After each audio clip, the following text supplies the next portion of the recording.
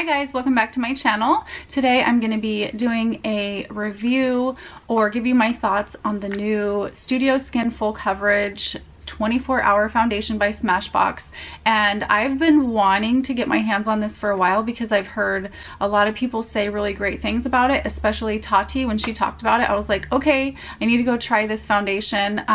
I get mixed reviews. I see people saying really great things about it and people saying not so great things about it. I hear that it's really great for oily skin and I feel that it's not great for oily skin, so I just wanted to check it out for myself. Like, this could be a really great foundation for me. I love full coverage long wearing foundations. Estee Lauder Double Wear is one of my favorites, and I do have like combination normal oily skin, so I have a really oily T-zone and things. I can't use a lot of foundations because they have to be really long wearing because they just kind of break apart from the oils on my skin. So I have high hopes for this, and I'm gonna walk you through my day wearing this foundation. So I did wear this yesterday and I wasn't too impressed with it, but I'm gonna try it a little bit different today. Yesterday I didn't use any sunscreen or primer or moisturizer or anything like that because I really wanted to see how it worked with my skin. But today I'm just going to use the regular products that I normally use just to see if it works a little bit differently. So I'm applying my Clinique Moisture Surge, and I'm just using this under my eyes. Matte foundations tend to get kind of they stick to like those dry under eye wrinkles, so I'm just going to apply a little bit of that. I love this. It's really lightweight and it feels really nice on the skin. It's like just lightweight and hydrating. Okay, now I'm going to apply my Mineral Lotion Non-Greasy Sunscreen. And this is amazing. It's SPF 50 and it really acts like a primer. It's like skin colored. It feels sort of like a silicone, but silicones usually slide around my face. This one is very like matte feeling.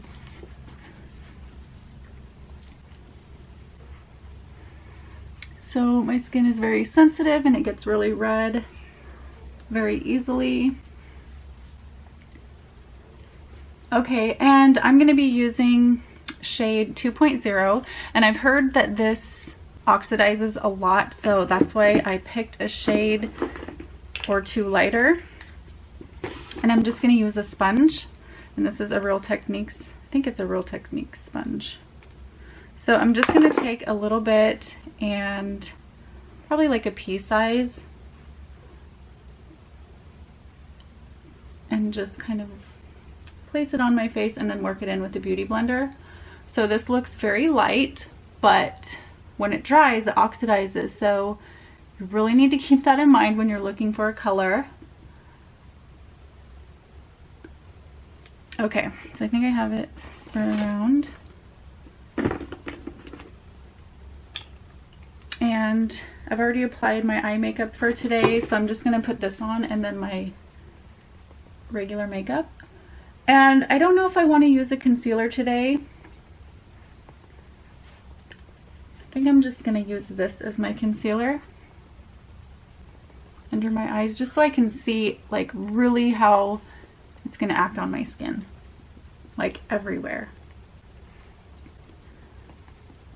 Oh my goodness, it's already drying. So this has kaolin clay in it, which is supposed to help with oil control. And it's very full coverage. Last night I did not use any Retin-A because when I tried it yesterday I noticed that it kind of stuck to my dry areas a little bit. So I exfoliated really well today and didn't apply any Retin-A because I do get kind of like flaky skin with that. It's not too bad because my skin has become more like acclimated to it, but it does exfoliate. Like, my skin is constantly turning over and renewing itself, so by the end of the day with any foundation I usually have like some dry flaky areas.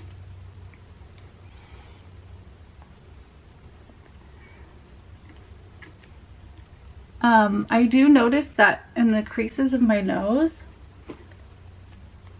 it can like not get into the pores. Like it kind of sits on top of the skin.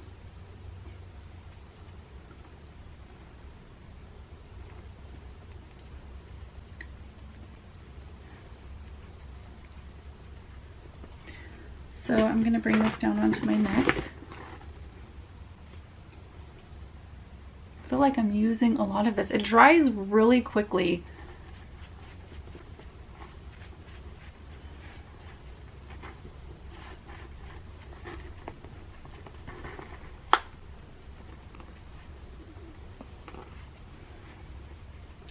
In the viewfinder, my skin looks so much more pale than it does in real life. And I'm going to take just a little bit more and get it right in the inner corners of my eyes where I would put concealer. And it's pretty much dry. So I'm going to go ahead and start applying my blush and bronzer and all of that. So I'll just walk you through that too. I'm using my SMASHBOX palette. And I'm using this bronzer right here.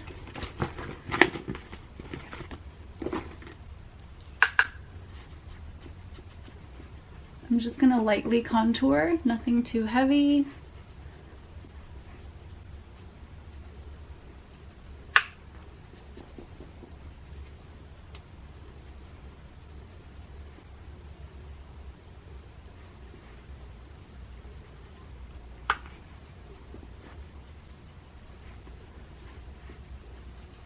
I had really high hopes for this foundation. I'm hoping today that it performs a little bit better than it did yesterday. I don't know, the coverage is okay because I can see some spots where I can still see redness, and it does look a little bit cakey right now. So I'm hoping that like once it like melds with my skin, it'll be a little bit better. Okay, so now I'm going to be using a little bit of NARS Impassioned. It's a really pretty lavender pink. I guess that would be a lavender pink. Kind of like a cool tone pink.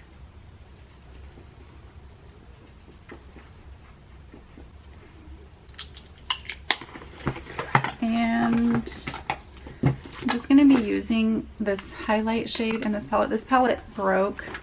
This one broke, and now this one's starting to crack. Just because I carry it around with me everywhere. So I have all my makeup on. Everything looks great. It looks really good. The coverage is really nice. It does look a little bit matte on the skin. I'm going to check back with you guys in about 3 hours and show you how it's going. It's about 7:30 in the morning, and I'm just going to take my camera with me today, and so we'll check back in a couple hours. So it's been about 4.5 hours since I applied this foundation. I'm going to zoom in a little bit. Note these areas. Okay, so I'm back with an update. It's been about 5 hours since I applied the foundation. I just showed you outside about a half an hour ago what my skin looked like in like natural daylight. I've been running around feeding the dogs. It's my lunch break, so I usually come home and do that. And I have like kind of out of breath, and I have been sweating a little bit. It does say that the foundation is water resistant, and I can kind of see like little beads of sweat like on top of my makeup, but as like a 5-hour update, I feel like I can see separation a lot on my nose. Like I feel like it's completely gone on my nose, and I've been trying really hard not to touch my skin or anything like that so it can't transfer or smear it. Around here it just looks really cakey. On my chin it looks really cakey, and you can see like the red through my, you can see my skin, like it's red and you can see it through the foundation. So It kind of looked like that earlier when I applied it, but I felt like if I applied any more it would be a little bit too cakey. So I really don't like the way that it's looking on my skin. It's just like sitting on top of my skin, and it says that this is a lightweight, but to me it doesn't feel lightweight. Like when I touch my skin it feels unnatural. I like makeup to feel like my skin when I'm touching it and feel soft. This just feels kind of like a mask. So I guess the biggest areas of concern are like right here in my T-zone. Like this whole area just looks terrible. Where I have more normal skin, it does have like a little bit of a glow to it. So maybe if you had normal or dry skin, this might work. This foundation is supposed to be good for all skin types. It has clays and things like that in it to keep it matte and control the oil, but it also has hyaluronic acid and vitamin E for like drier skin.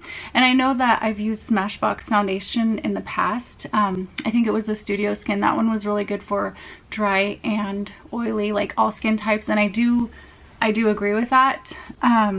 But as far as like oily skin, I'm not sure that this is really great for oily skin. What do you guys think?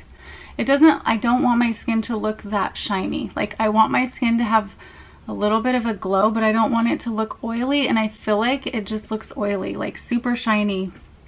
And I'm gonna use my finger and I'm just gonna swipe it across my forehead and see if there's any transfer. Definitely, I'm gonna just swipe it once. Lots of transfer. And that's really annoying too when you're like, when it comes off on your clothes, like if you're giving someone a hug and it just like comes off on them. Like that's happened to me before and it's so embarrassing. So I don't know, I'm really not liking this. I feel like it's settling into all of my lines, like just making me look super old, and it's just making my skin look like not good. It's like sticking to my dry areas, and because I do use Retin-A, I do deal with like dry skin, dry oily combination. Just like my skin is always kind of a mess, but there are other foundations that don't make my skin look like this. So I don't know if I'm going to continue with this review because I kind of have my ideas about it. I'm not a huge fan of it, and I did try it yesterday, so it's not the first time that I've tried this. I tried today with a primer and also tried not touching my skin. I tried being a little bit more careful with it, and it's still, I'm not a fan so far. I might do a check-in later, I might not, but I will come back and give you like a roundup of my final thoughts.